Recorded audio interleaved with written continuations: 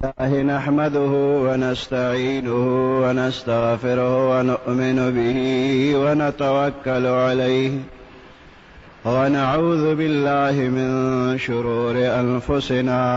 ومن سيئات أعمالنا من يهده الله فلا مضل له ومن يضلله فلا هادي له ونشهد أن لا إله إلا الله وحده لا شريك له ونشهد أن محمدا عبده ورسوله أما بعد فأعوذ بالله من الشيطان الرجيم بسم الله الرحمن الرحيم واستعينوا بالصبر والصلاة وإنها لكبيرة إلا على الخاشعين إن الله وملائكته يصلون على النبي يا أيها الذين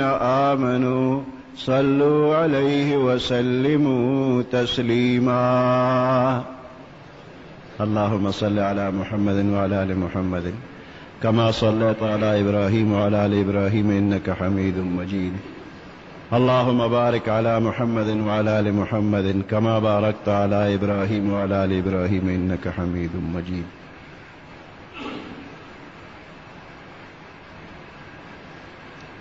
دا سورة بقرة پدے آیات مبارک کے اللہ پاک فرمائی چی تاسو امداد غواړئ پا صبر سرا او پا مانز سرا او صبرم گران دے او منزم گران دے مگر کم خلق چی دا اللہ نے یریگی نو اغوی تا گران ندے آسان دے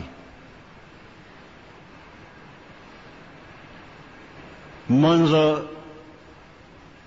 یو اہم عبادت دے او پنزو بناگانے دے اسلام دی 5 بنائے اسلام پدغ 5 بنائے اسلام کے دویم نمبر منز دے پیغمبر علیہ السلام دا اسلام یو مثال ورکڑے دے بنی الاسلام علی 5 آبادی دا اسلام پا 5 سیزنو دا جوڑ کړی شوی دا اسلام پا 5 سیزنو او بیا تشبیح پیغمبر علیہ السلام دا خیمه ورکړی دا یو تنبو او خیمه چې لګي نو یو بانس وته دی منځ کې ولګیږي او څلور وته اړخونو ته ولګیږي نو په دغه 5 بانسونو باندې دا خیمه او دا تنبو ولاړ وي اوس په دې منځ کې چې کوم بانس ولاړ دی که دا وغورځېږي نو دا ټوله خیمه راغورځېږي او که منځ والا بانس ولاړ وي او دا اړخونو یو بانس وغورځېږي نو خیمه غورځېږي نه خو ناقصه شوله په یو طرف باندې کږه شوله پورا فائدہ چې د خیمه سوا هغه پورا فائدہ به نه حاصلېږي نو دا منظمه بانس شهادت ان لا اله الا الله وان محمدا عبده ورسوله وړومبنې چې اسلام په بنا کېږي او مرکزي ستنې ده ناغه دا شهادت چې لا اله الا الله دا اللہ نہ غیر بل څوک د عبادت لائق نشتا او دویم محمدن عبده ورسوله محمد صلی اللہ علیہ وسلم دا اللہ بندہ دے اللہ نہ دے دا اللہ بندہ دے ورسوله او دا اللہ رسول لے دا زړه نه به دا خبره وکي او په ژبه به اقرار وکي زړه کې ووایي چې یو الله هر څه کوي چاته محتاج نه دی د تمام کائنات نظام دا یو الله چلی او دغه الله د عبادت لایق دی او دغه الله د طرف نه محمد رسول الله محمد صلی الله علیه وسلم دا الله رسول له دا الله بنده دی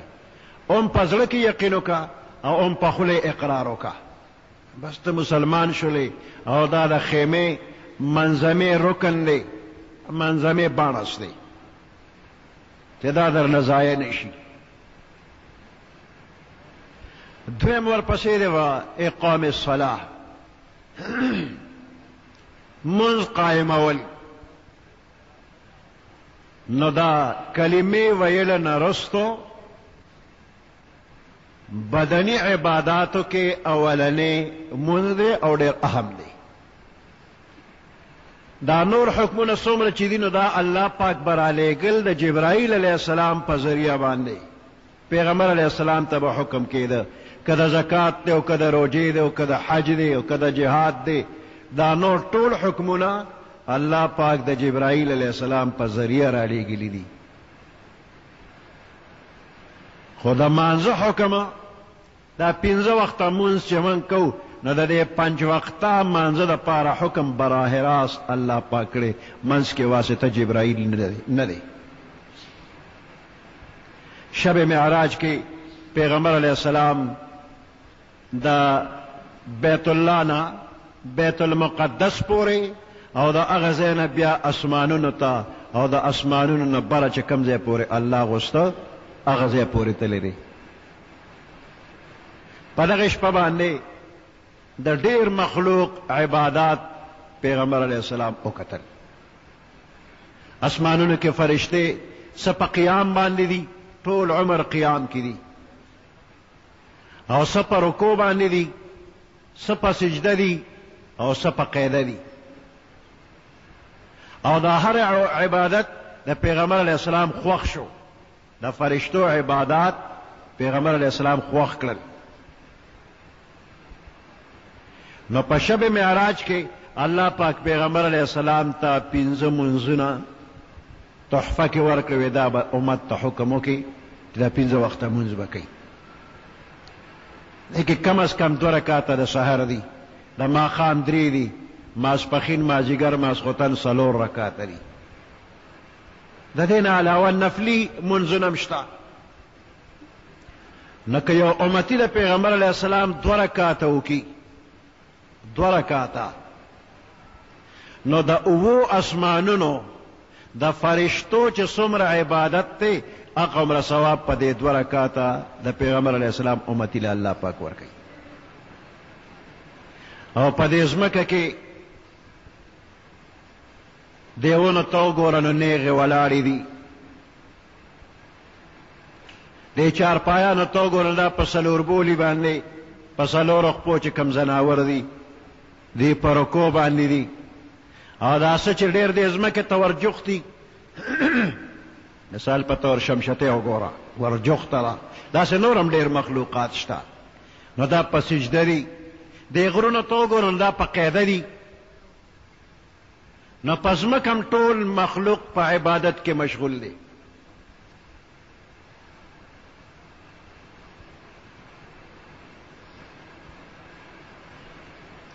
د ځمکې مخلوقات هم لګیا دي عبادت کې. وان من شیء الا یسبح بحمده، داسې یو شي نشته چې هغه به د الله حمد و ثنا نه وایي. ولكن لا تفقهون تسبيحهم، لیکن تاسو د هغوی په تسبیح او په عبادت پوهیږئ نه. نو دا په ځمکه چې کوم مخلوق دي دیم عبادت کوي، نو بنده چې ته 2 رکعاته نفل وکړې یا فرض وکړې، ادا وکړې، قضا وکړې، نو په دې 2 رکعاته دومره ثواب الله درکوي لکه د دې ځمکې تمام مخلوقات چې په عباداتو کې لګیا دي، د اسمان تمامې فرشتې په عباداتو کې لګیا دي. نو ستا په 2 رکعاتو کې دومره کمال شته. دا منځ الله پاک فرض کړی دی په مسلمانانو باندې. د کلمې نه وروسته دویم فرض دی، د بنده نه ګناهونه هم کېږي. یو فرشتې دي چې هغوی ګناه نه کوي، لا یعصون الله ما امرهم، دا فرشتې نافرمانی نه کوي د الله پاک، چې کوم حکم ورته الله کوي د هغې پوره پوره تابعداري کوي، حکم په ځای راوړي. نو فرشتې پاکي دي، او موږ او تاسو ټول ګناه کوو، څوک لږ او څوک ډېر، څوک پټ او څوک ښکاره، ټول ګناهګار یو. خو د مقدار به فرق کوي، څوک به لږه ګناه کوي، څوک به ډېره کوي، او څوک به پټه کوي او څوک به ښکاره کوي. ټول ګناهګار یو. او دا خبره پیغمبر علیه السلام هم فرمایله، کلکم خطاؤون، تاسو ټول خطاکار یې، ټول ګناهګار یې. خو خیر الخطائین التوابون، بیا بهترین خطاکار هغه چې هغه توبه وباسي. ډېر به ګناهګاري، خو چې توبه دې وویستله، په دې توبه باندې الله پاک معافي کوي. او توبه داسې شی دی چې التائب من الذنب کمن لا ذنب له، توبه ایستونکي د ګناه نه بیا داسې پاک دی لکه چې د ګناه کړی هم نه ده. نو دا کبیره ګناهونه، غټ غټ ګناهونه، دې له به توبه وباسه، بغیر توبې نه معاف کېږي. او صغیره ګناهونه، واړه ګناهونه چې ته منزل را روان شي، نو یو یو قدم چې اخلې، په دې یو قدم د درجه اوچته شوله، په یو قدم د نیکي ولیکلې شوله، او په دې یو قدم د ګناه معاف شوله. په یو یو قدم کې منزل چې راځي، نو دا برکات دي چې نیکی درله لیکي، بدي درله معاف کوي، درجه درله اوچتوي په یو یو قدم. دا د مانځه برکت شو. او چې په کور کې اودس چاردام وکړي او جومات ته را روان شي، د نفلو دپاره راځي، نفلي مانځله. نو حدیث مبارک کې راځي، وی مثال یې داسې دی لکه چې احرام دې وتړه او عمرې له روان شوي. کور دې اودس چاردام وکړه او نفل مانځله راځي لکه چې عمرې له را روان شولې. او چې کور دې ځان تیار که او فرض مانځله راځي، داسې ده لکه چې احرام دې وتړه او حج له روان شوي. حج له او عمرې له روانېدل لوی قسمت غواړي. د چا له پیسو وس نه کېږي او چا سره پیسې شته، نصیب یې نشته چې لاړ شي. د هر مسلمان خواهش دی چې څوک حج له عمرې له ځي، نو دا خلک وله څومره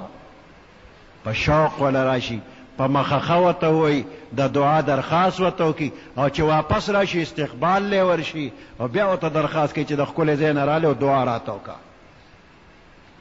دا دغې نه کم مه ګڼه چې کم بنده کور کې اودس چاردام وکړو او دې جومات ته را روان شو، مفته کې ثواب دی الله پاک ورکوي.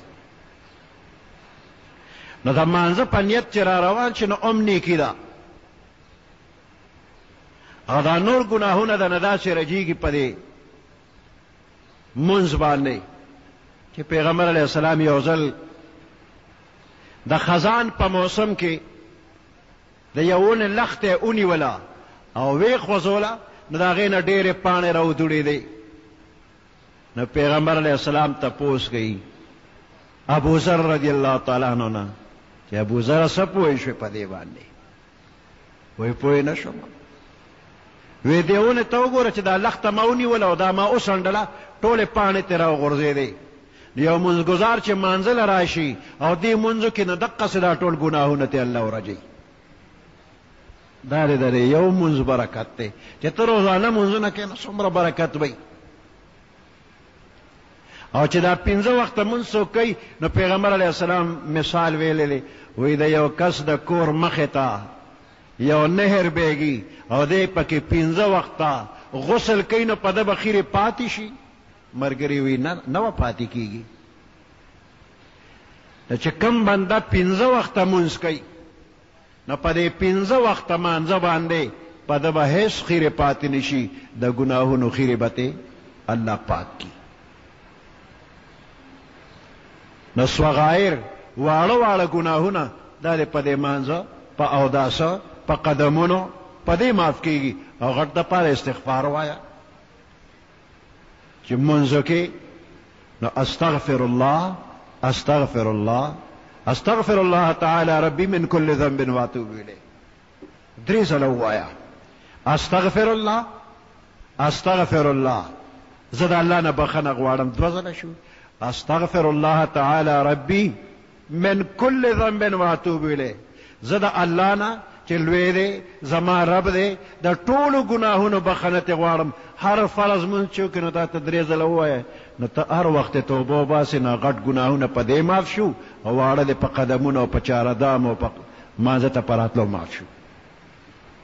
ان الحسنات یذهبن السیئات،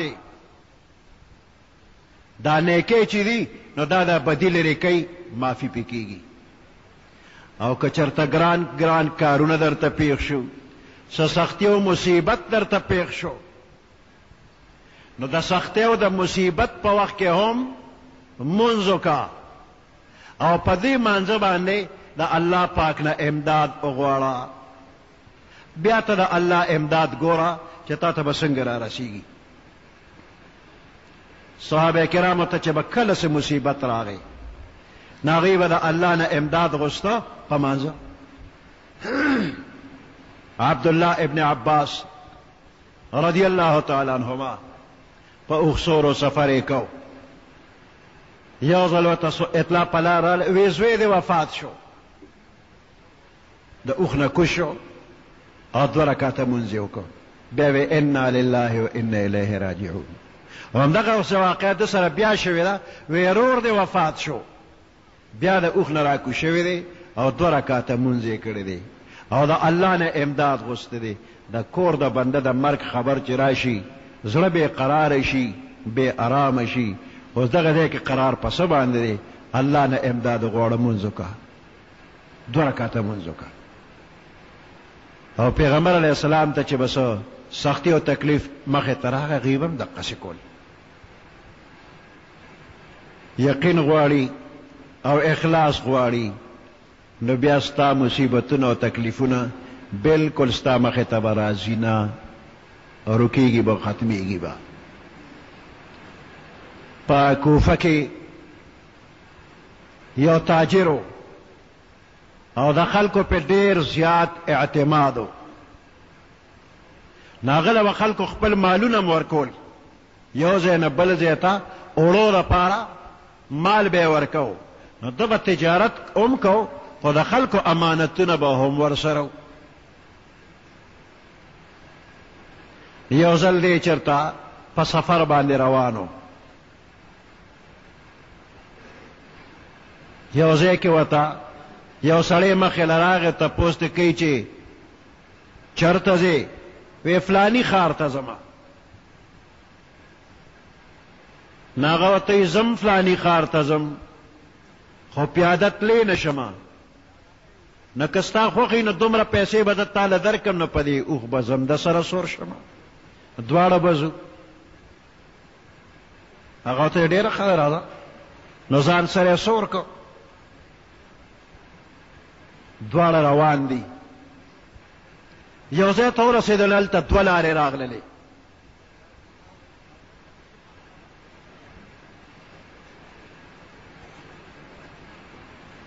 چې 2 لارې راغللې نو دا تاجر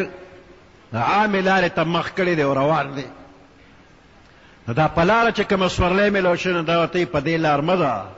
په دې بله لار باندې لار شه، دا اسانه ده او دا نږدې ده. هغه ورته وایي ما ته دا لار معلومه نه ده. ورته وایي ما ته معلومه ده؟ سورلی ورته وایي ما ته معلومه ده او اسانه ده. یقین یې پرې وکړ، ورسره روان شو. اوس دا لار اسانه هم نه وه او نږدې هم نه وه، دا په یو دشت او بیابان او په ځنګل ختمېده، د وتو لار نه وه. چې دغه خاص مقام ته ورسېده، هغه سورلی چې ده نو سمه سورلی نه وه. دا تاجر یې دوکه که او توره یې راوویسته، ورته یې بس اوس کوشه، وجنم دی، هلته نورم مړي پراته. نو دا تاجر ورته وایي ما سره چې څومره مال دی دا مال واخله او دا اوښ هم واخله، بس تا خو دغه غرض دی. نو ما ولې وژنې؟ وجنه مې ما، مال هم واخله اوښ هم واخله، ما پرېږده چې ځمه. او ورته وایي نه، اول دې وژنمه وروسته به مال اخلمه. نو دا تاجر پوه شو چې اوس مې د خلاصي درک نشته، خامخا مې وژني. نو ورته وایي ښه چې ما وژنې نو لږ غوندې صبر وکړه چې یو 2 رکعته مونځ وکړمه. وی هغه سړي وخندل چې ستا ډېرو وروڼو 2 رکعته مونځ دلته کړی دی، زه تم ورسه یو 2 رکعته مونځ تم وکړه، خو تادي کوه. وی دې مانځه ته ودرېده، مونځ یې شروع کړو، په جړا دی، جړا کوي مونځ کوي. او په مانځه کې وایي امن یجیب المضطر اذا دعاه ويكشف السوء ويجعلكم خلفاء الارض أإله مع الله قلیلا ما تذکرون. دا آیات تلاوت کو جړلې دی خوا سړی ولاړ دی چې تادی کوه منظر خلاص که چې دی مړ کما. دویم رکعت کې بیا امن یجیب المضطر اذا دعاه ويكشف السوء. تاسو څوک دی چې د یو مصیبت زده او د پریشان حال انسان فریاد ووري او امداد ورسره وکړي؟ داسې څوک دی بغیر د الله نه؟ وی دویم رکعت چې وکړو وی دقه وخت کې په سورلی سور یو سړی راغی او په سر یې د اوسپنې ټوپۍ ده او په لاس کې نیزه ده چې هغه چمک کوي. او چې څنګه راورسېده نو دغه غل سړی یې په نیزه ووو، دغه دوکباز غل په نیزه ووو، پورې را پورې پکې نیزه ننوتله. او دې تاجر منځ ختم کنه چې ورته یې وکتل نو دعا یې ورته وکړله چې الله دې تا سره ډېر ښه وکړي په دې داسې وخت کې په دې سختۍ او تکلیف کې ته راورسېدې او تا زه د دې غل نه خلاص کړلم، ته څوک یې؟ نو هغه ورته وایي زه د امن یجیب المضطر غلام یما. تا دا آیات ویلی دی امن یجیب المضطر اذا دعاه ویکشف السوء. آیات ته ویلی دی او زه د دې آیات غلام یما چې څنګه تا ووایې نو زه الله راولېږلم فرشته وه. او هغه غل یې مړ کړ، دې یې اخلاص کړ. ګوره دا د دوه رکعته مونځ و چې دوه رکعته په اخلاص باندې کړي دي او د اخلاص والا مونځ د هغې د برکته الله فرشته راولېږله، دشمن یې وله ختم کړ، دې یې اخلاص کړ. لکه داسې هر قسمه سختی او تکلیف درته مخې ته راغی نو د الله پاک نه امداد غواړه. واستعینوا بالصبر والصلاة وانها لکبیرة. دا مونځ کول داسې آسان کار نه دی او داسې سختۍ کې صبر کول دا آسان کار نه دی. الا علی الخاشعین، مگر کم خلق چې د الله نه یریږي، په ده کې عاجزي وي، په ده کې خشوع او خضوع وي، د الله یره پکې وي او مانځه ته توجه برابري. نو داسې خلکو ته مونځ ګران نه دی، خشوع خضوع والا مونځ. اوس په مانځه کې خیال کوه چې زمونږ په دې مانځه کې خشوع او خضوع شته، زمونږ دا زړه برابر په ځای دی او که نه په ځای نه دی. نیت خو وتړو خو بیا د ځان نه خبر نه یو چې موږ کوم ځای کې ګرځو. ته مونځ داسې وکړه، په داسې طریقه وکړه چې دا ټوله دنیا تا ته اډو ښکاري نه، د دې نه توجه کټ کا، یو الله ته توجه کا. ته مونځ داسې طریقې سره وکړه نو بیا ګوره چې دا ټول جهان ستا دی او که نه دی.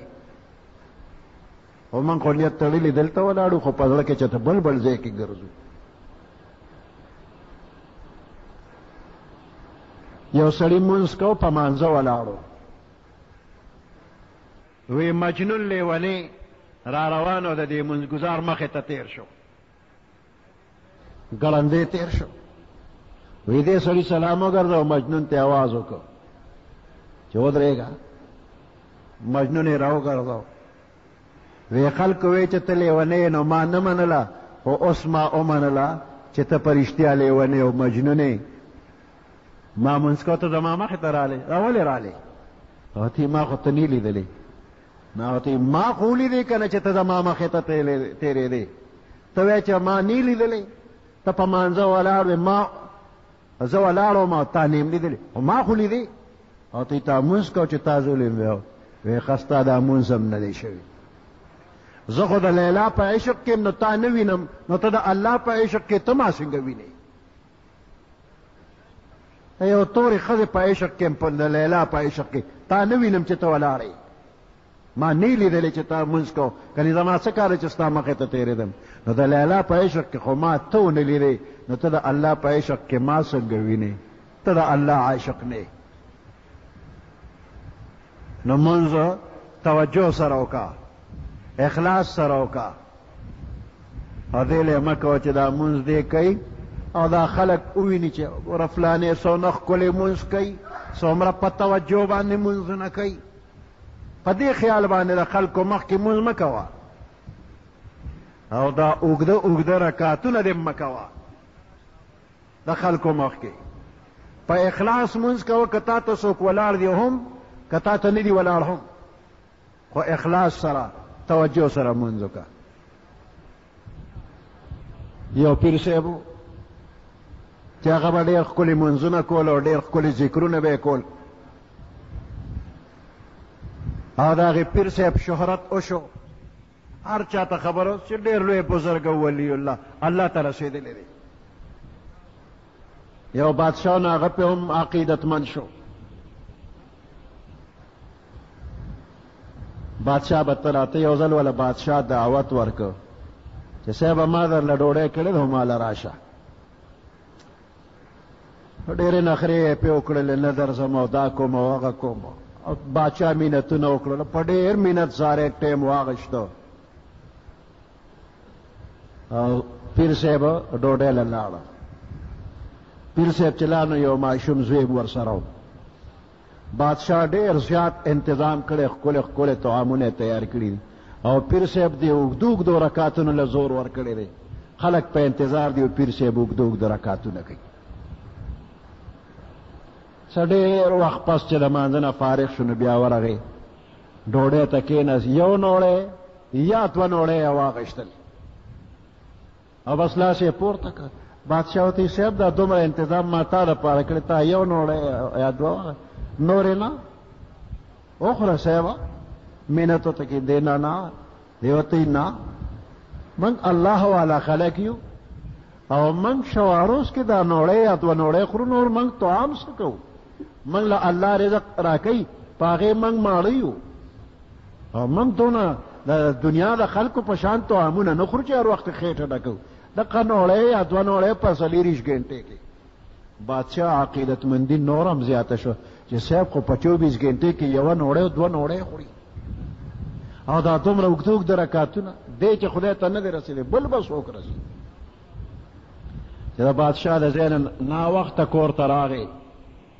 نو ښځې ته ویله شابه ډوډۍ راوړه وږېمه شابه ډوډۍ راکړه کور سړی به یې تکلف وي نو ښځې ته ویله شابه ډوډۍ راکړه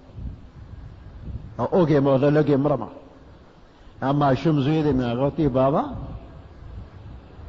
باچا خو تا له ډېر ښکلې ښکلې طعامونه تیار کړي او ډېر مزېدارونه به دې خوړلي وو که نه هلته خو د یو نوړی یا دوه تا وې نوره مېړه ته نه کېږي موړ یم اوس مې مور ته چې شابه زر ډوډۍ راوړه ورته یا خو مې خلکو ته خوله هغه ډوډۍ نه حسابېږي هغه ډوډۍ په ډوډۍ باندې حساب نه ده هغه خو مې خلکو ته ځان ښه ښکاره کوو نو دا زوی ورته بابا د خلکو مخکې چې د اوږده اوږده رکعتونه مونځ کول هغه مونځ هم په مانځه حساب نه دی هم بیا وکړه چې د خلکو مخکې نوړی دوه دی خوړه د خلکو دپاره او اوس بیا کور چغې وی چې شابه مرمه نو دغه شانتې هغه اوږده اوږده مونځونه دې برابر نه دي هم بیا وکړه ځکه هم د خلکو دپاره نو چې دا د خلکو دپاره اوږده اوږده رکعتونه کې نو په دې د خدای نه جنت مه غواړه او په دې باندې واستعینوا بالصبر والصلاة کې دغه مونځ نه راځي چې ته په دې هم د الله نه امداد غواړې وی کلیدی دری دوزخ است نماز که در چشم مردم گذاری دراز چې دا د خلکو په مخ کې اوږده اوږده رکعتونه کې دا د دوزخ چابي ده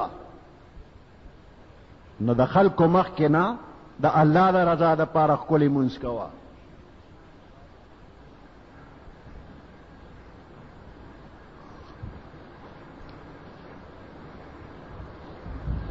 بعضې بنده وي چې نیت وتړمه او الحمد شروع کما نو الحمدلله خو سمه ووایم خو پسې والصلوات والطیبات نو چې سلام ګرځولو وخت شي نو پوهېږم چې دا خو زه ولاړه یم اتحیاتو ته جوړ الحمد نه مې اتحیاتو جوړه شي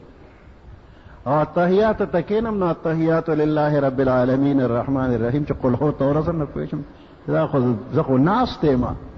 په ولاړه باندې اتحیات او په ناسته باندې الحمد او رکعت یو دی او که دوه دی او که درې دي نه پوهېږو پې نو دا توجه به څنګه برابر شي نو د مانزه دا سبق چې وی نو د دې معنی ته خیال وکړه د هر یو ټکي معنی ته خیال وکړه زده کړه او چې ته ودرېږې ته سبحانک اللهم شروع کې نو د دې معنی ته خیال کوه چې زه داسې وایم الحمدلله شروع کړه دې معنی ته خیال وکړه چې خدای سره خبرې کوم زه ورته وایم چې حمد و ثنا تعالی ده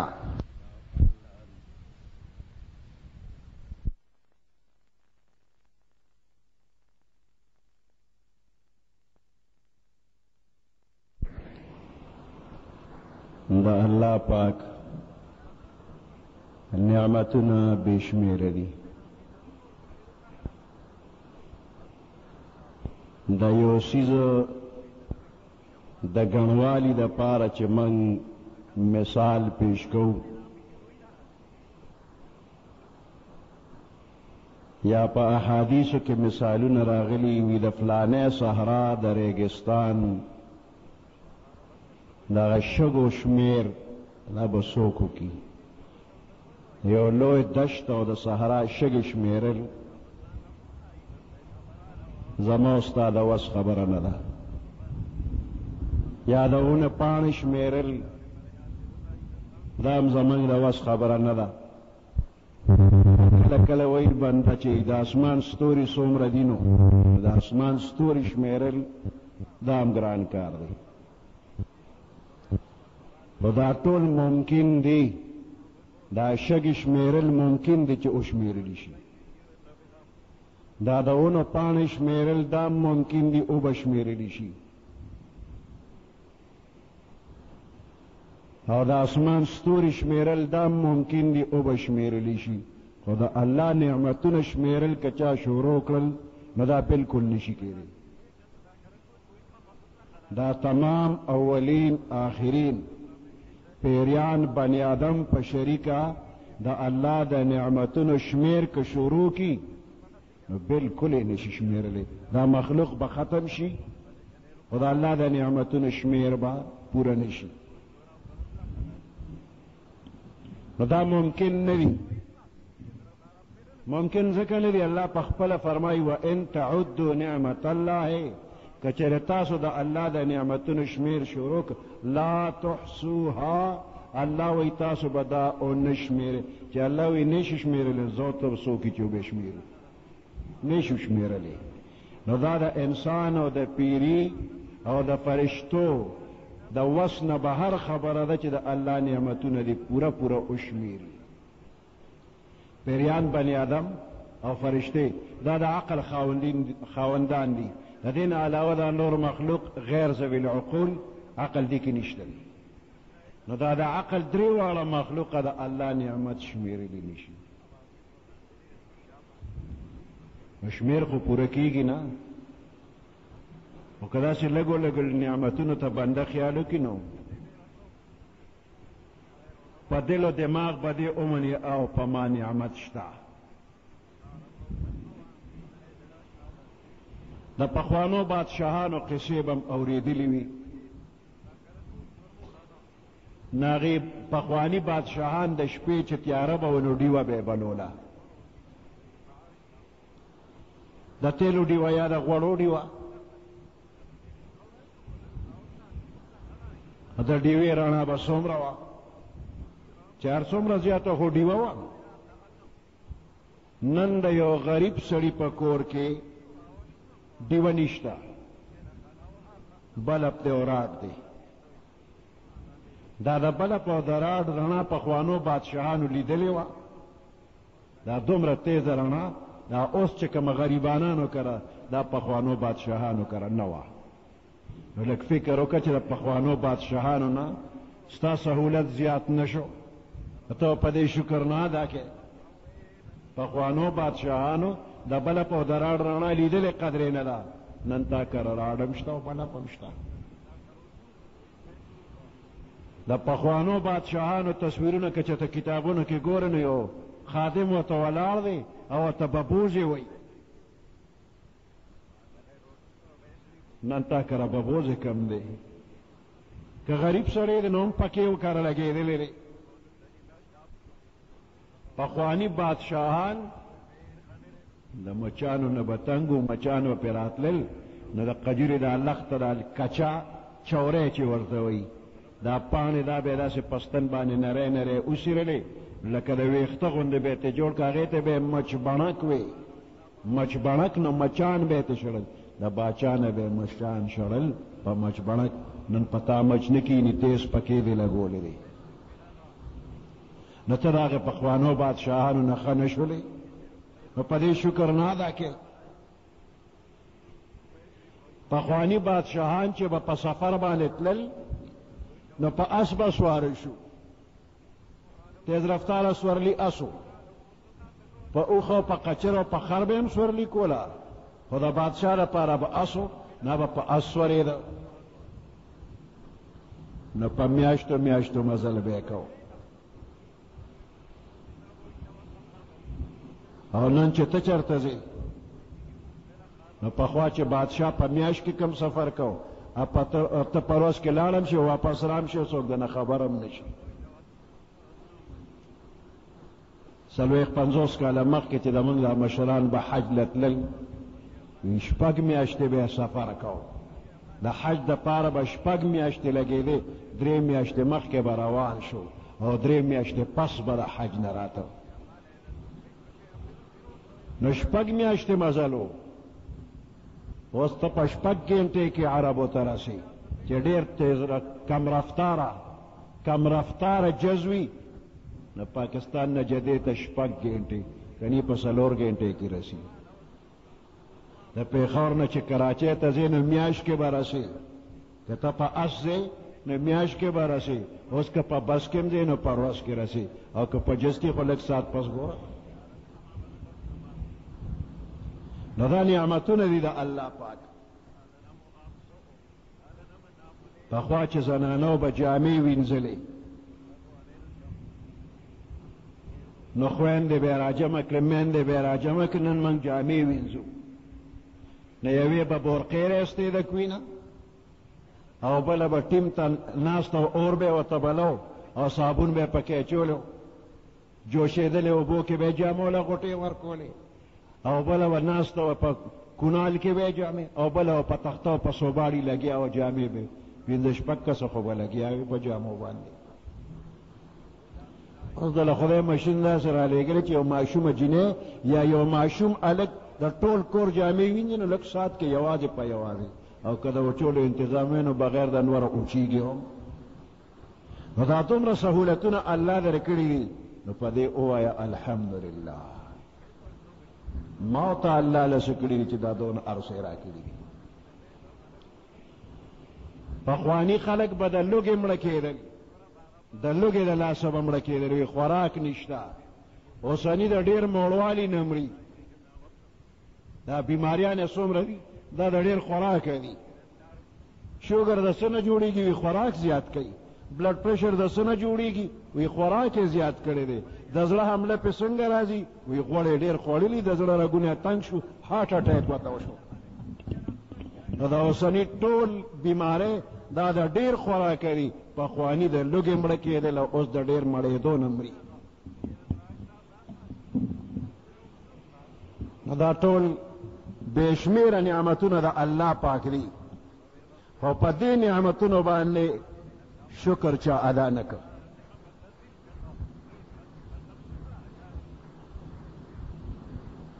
عطا ابن ابي رباح رضی الله تعالی عنہ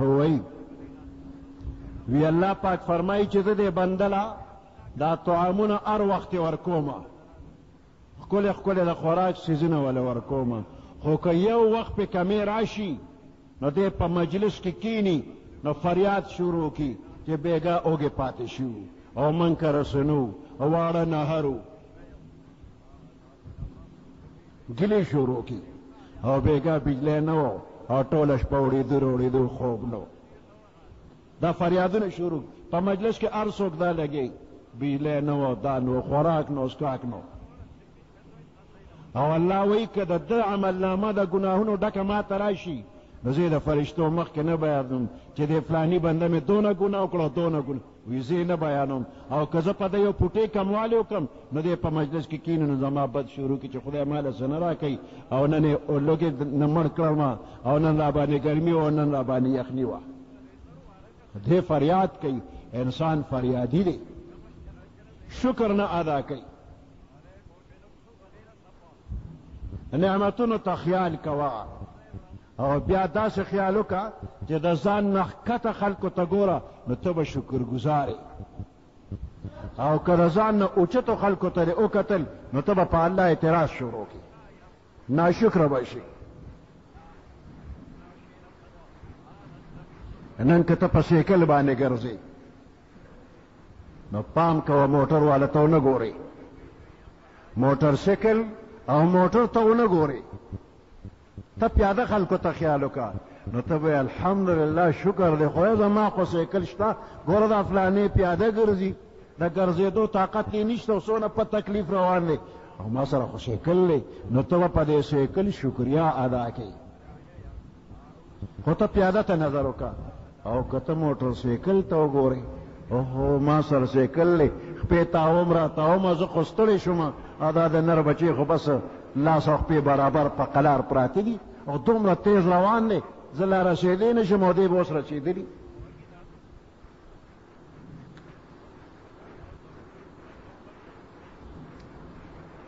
موټر سیکل والا دی سیکل او پیاده ته وګوري موټر ته دی نه ګوري ګوره دا فلانې په موټر کې روان دی زه په موټر سیکل یم د دې ناشکري کوي سیکل والا خو پیاده ته وکتل دا پیاده به چاته ګوري دا پیاده دی لږ معذوره ته وګوري یو بزرګ د جمعې مانځله روانو او ګرمي سخته وه خو د دې بزرګ په خپو سپلی نه وي نو ګیله نه کوله خو هسې په زړه کې راله یا الله ستا دومره لویه خدایي ده هر سره سره ډېر دي و زما په خپو سپلی نشته خپې مې سوځي زړه کې بې اختیاره یو خبره رالله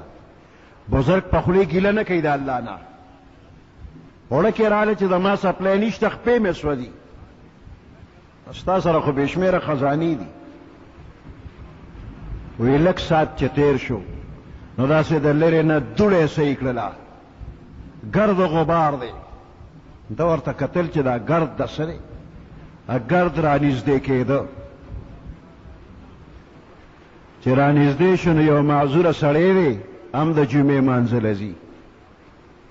او دا دواړه خپې یې شلې دي نه په څلور بولي را روان دی نو دا دواړه لاسونه هم په ځمکه لګوي او دواړه کونډې هم په ځمکه لګېدلې دي او دا پنج یو پسې مړې مړې راښکي شي او دی چې قدم اخلي نو دا خپې روانې وي جاړې داسې دي نه هغې سره ګرد غبار پورته کېږي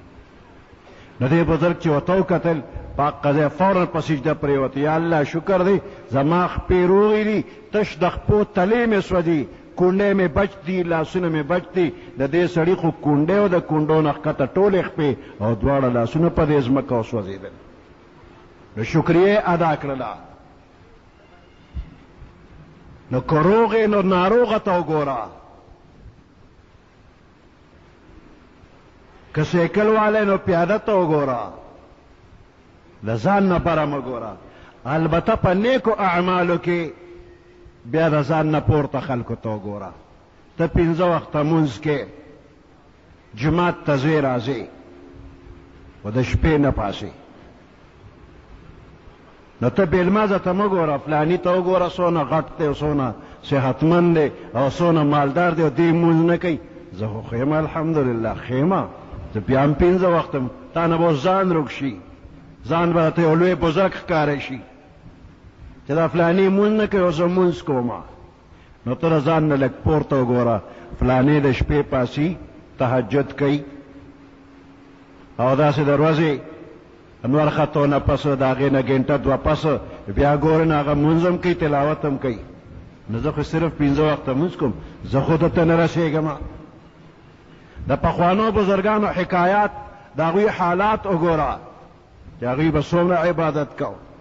اوس که مونږ وایو چې امام ابو حنیفه رحمت الله علیه 40 کاله ټوله شپه عبادت کړی ویښ دی، دا نه وایي چې مونږ له دې خدای توفیق راکړي. هغه امام صاحب وکنه مونږ هغه ته چته رسو، مونږ د شپې نشو پاسېدا، خو امام صاحب وکنه. نه زمونږ کمزوري ده. که اوس د شپې د څوکیدارۍ پوسټ راووته چرته سرکاري طور چې ته به د شپې د بازار څوکیدارې، یو شل درخواست به م ورکې او سفارش به م ګورې چې ما دې څوکیدارۍ کې واخله، نو بیا دا نه چې موږ د شپې خوب کولی شو که نه شو کولی، بیدارېدي شو که نه شو. او که نه ته د شپې څوکیدارې نو زړه کې دې دا دي یاره که کومې پورې جمدیم نو څوکۍ به کومه ټوله شپه. ګوره د شپې څوکیدار شپېلې ورسرې نه د شپې شپېلیم وایي، ټوپک ورسره که چېرته غل غده وویني په هغه ډز هم کوي، خو د هغه اړخ نه هم د ډز امکان شته چې غل د باندې ډز وکړي. او په دې شپې څوکیدارۍ کې باران شته او ګلۍ هم پکې شته، یخني هم شته او ګرمي هم شته. دغه ځای کې دا نه چې خو امام صاحب وکنه. اوس خو ته څوکیدار صاحب یې، نو ته وایې چې کومې پورې جمدیم نو که خیري څوکۍ به کومه، هغې کې نغدې پیسې دي او د شپې په عبادت کې ثوابونه یې نو هغه لږ قرض دي، هغې کې به څه وخت لګي. نو په عباداتو کې نیکانو بزرګانو ته وګوره، د ځان نه اوچتو خلکو ته وګوره او وایه خدایه ما هم داسې کړي، او د ځان نه کم ته مه ګوره.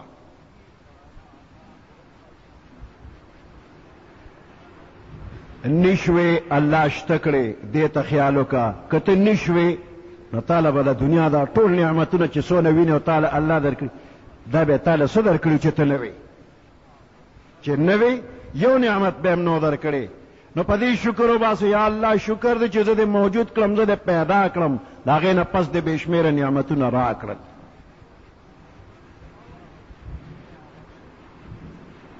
چې پیدا شوې عقل فکر یې درله درکه، نو دې عقل فکر باندې دې شکر ادا کا. ستا په دې دماغ کې یو نظام الله جوړ کړی دی او ستا دې دماغ ته په یو سیکنډ کې د دې ټول بدن نه 1,00,000 پیغامات رسیږي، د خپو د دې ګوتو نه والا تر د سر ویښتو پورې د دې ټول بدن نه نري نري رګونه راجمع شوي دي او ستا د ملا په دې تیر کې دا ټول تارونه تللی دي، دا نري نري رګونه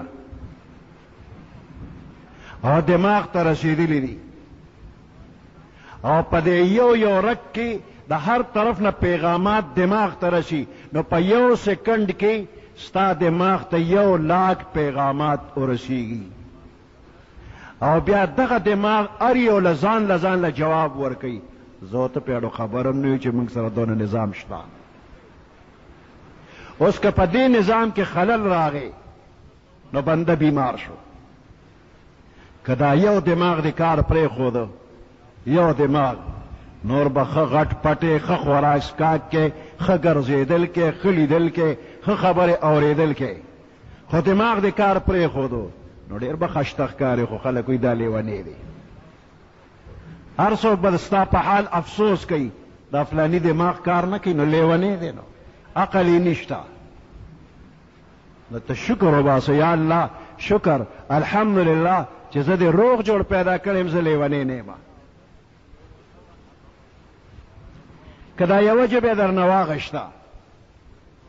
نو ستا په زړه کې بې شمېره خبرې دي، د هغې اظهار به بیا په څه کې، بیا په لاسونو هغه اظهار نشي کولی، په غوږونو، په پوزه او په شونډو او په لاسو په خپو باندې هغه د زړه دننه خبرې هغه ته نشي ښکاره کولی، خو ژبه الله درکړې ده. نو په دې ژبه ته اظهار د ما فی الضمیر کې ستا په زړه کې د خوشحالۍ خبرې دي، ستا زړه کې د خفګان خبرې دي، ګیله مانه ده، شکریا ده، دا ټول ستا په دې ژبه باندې راځي. په دې یوه ژبه کې 3,000 خانې دي، وړې وړې کندې دي پکې په دې ژبه کې، او ستا خولې ته چې کوم شی ورغی هغې کندو ته ورسېده او په دې کې یو لیباټري لګېدلې ده او فورا دماغ ته لاړ شو دماغ ورته وایي دا شی چې خولې ته دې واچو دا خوږ دی دا پیکه دی دا مالګیجن دی دا بې مالګې دی دا یخ دی دا تود دی 3000 خانې پکې دي پوزې ته خیال وکړه ته خو پې هوا تیرې او ساه اخلې او د ګرمه هوا د دننه نه بار را اولي خدای کې خوشبو بدبو وغیره دا نظام د الله درکړی دی که دا پوزه دې خرابه شوله ته به خو خراب شي څو پېژنې خو بس خولې ته یې واچوه دا ټول الله پاک نعمتونه دې بندیانو له ورکړي دي په دې نعمتونو باندې به د الله شکریا ادا کړي چې شکریا دې ادا کړله لئن شکرتم لازیدنکم الله به دله دې کې ډېر برکتونه واچوي په لږ وخت کې د دې ټولو نعمتونو نه به ډېره ډېره فایده واخلي لئن شکرتم لازیدنکم ولئن کفرتم او کنه بے قدری دې وکړه د دې نعمت د قدر اونکه شکر دې ادا نکه ان عذابی لشدید الله وی بیا مې عذاب سخت درنه بیا والما دا نعمتونه بدن والم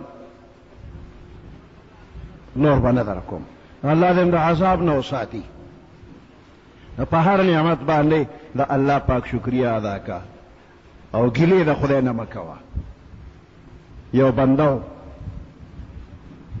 او سات پسات به د الله نه ګیلې کولې فلانې شی دې نه راکړو فلانې دې نه راکړي دې ډېرو ګیلو نه رستو الله پاک د هغه په زړه کې دا خبره ور واچوله چې د دې ځای نه هجرت وکړه بل وطن ته لاړ شه نو بل وطن ته لاړه او په هغې ځای کې وخت تېر کړ او ډېر لوی مال او دولت یې وګټه ډېره موده تېره شوله او ډېر مال یې وګټه بیا په زړه کې راغله چې زه خپلې علاقې ته ځم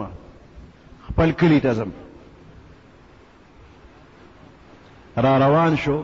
نو هغه ټول مال حال په 3 اوښانو باندې بار کړ کلي ته راځي په یو دشت باندې راغی نو په اوښانو سره زر شته سپین زر شته کپړې قیمتي شته لال جواهرات شته خو ډوډۍ پکې نشته نو غیر چاپیره لرې پورې چې نظر لګوي نو انسان په نظر نه راځي او دې د لږې د لاسه ډېر زیات کمزورې شو خوراک غواړي په دغه دشت کې یو فرشته د انسان په شکل راغله ډوډۍ ورسره وه نو دی ورته چې سړیا دا ډوډۍ ماله راکړه او ته غیر چاپیره نظر ولګوه لرې پورې آبادي نشته دی او دا ډوډۍ زه خرڅوم نه وی ما ته تکلیف دی خیر دی 500 چې راکې نو مال یې راکړه دا ورته زه نه خرڅوم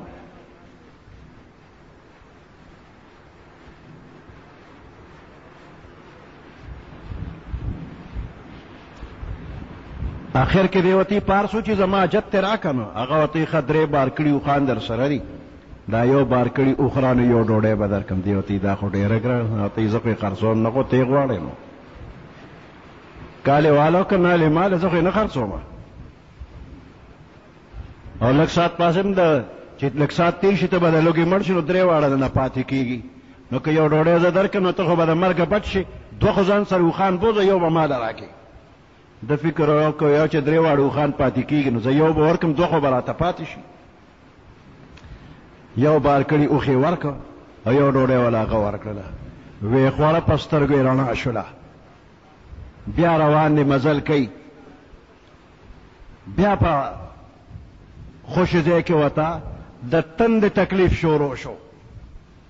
غیر چاپیره د اوبو بیا درک لګېږي نه نو بیا فرشته د انسان په شکل کې راغلله اوبه ورسره وې نو دی ورته یې ماله لګي اوبه را او ته یې نشم درکولی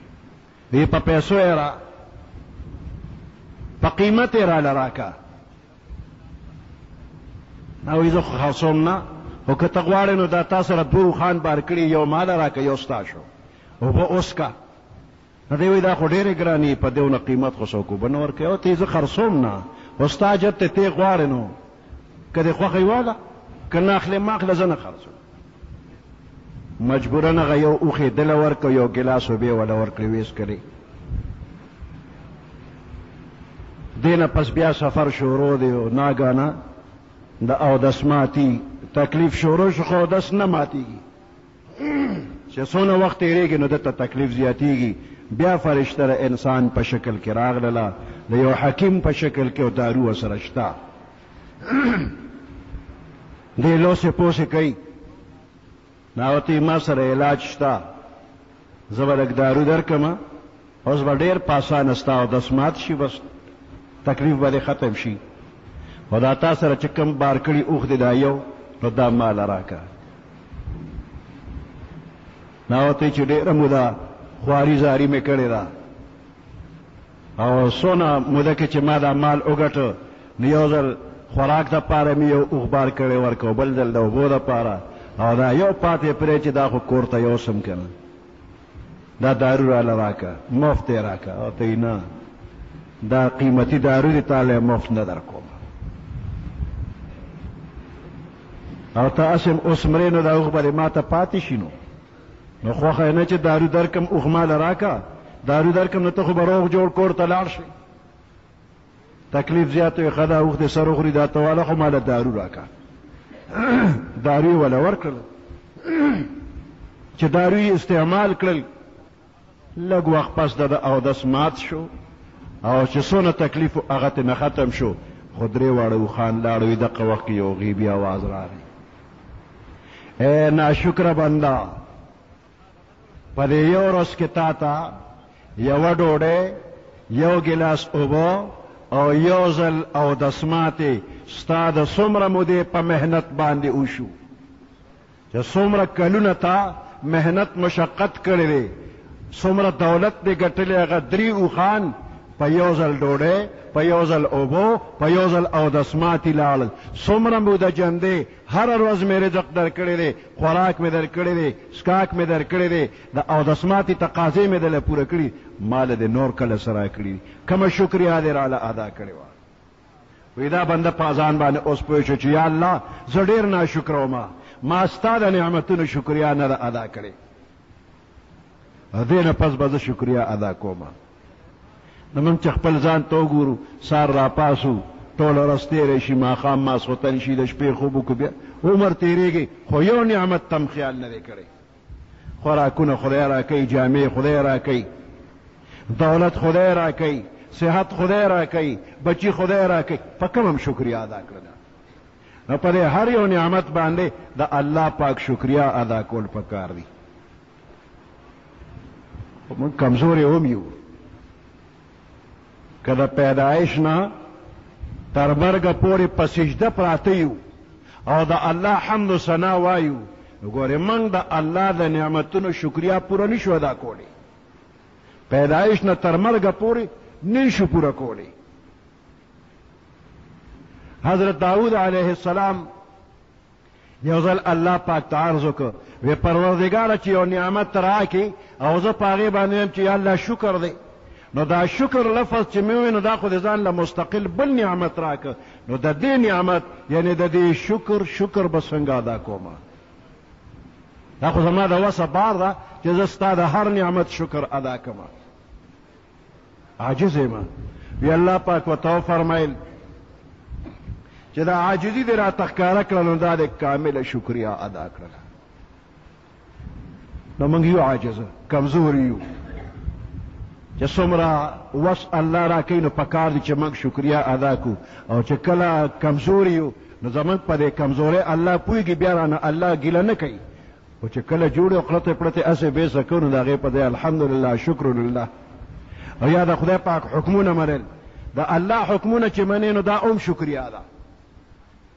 نو الله پاک دې موږ ته د صحیح طریقې د عبادت توفیق او د شکریې توفیق را نصیب کړي سبحان ربك رب العزة عما يصفون وسلام على المرسلين والحمد لله رب العالمين